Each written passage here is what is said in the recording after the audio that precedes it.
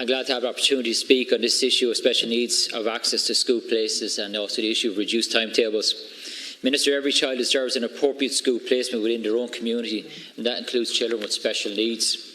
All children are equal. Some children learn differently. They require teachers who understand them. They require for those teachers to have the necessary supports. They need more environments that are friendly to their needs. For example, children with autism need sensory-friendly environments and sometimes visual aids.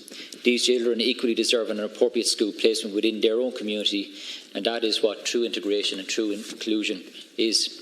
Yet every year, parents of children with special needs and autism face considerable difficulties securing school places for their children in either mainstream schools or in special schools. Some over the age of 6 still have no place. 6 of those children are in my own county of Wexford have no place.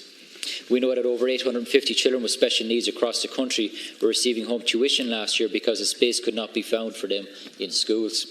Similarly, many schools have implemented involuntary exclusions or reduced timetables for children with special needs.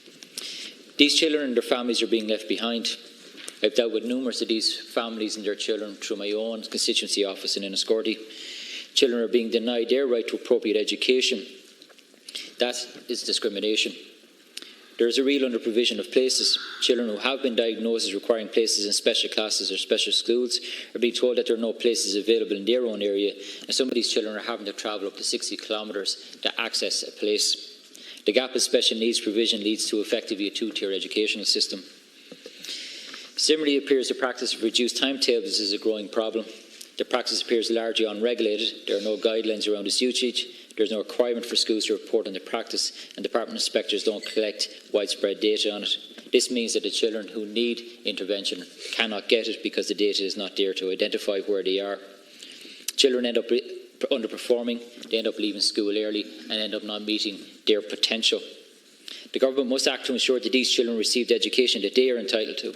Schools must be provided with the resources to vindicate these children's rights to an education, and schools that are not going to effectively play ball, schools that feel that they don't have to provide the necessary supports, should have action taken against them. The Education Admissions to Schools Act 2018 gives you, the Minister for Education, the power to compel schools to provide the necessary spaces for these special children, and that should be used.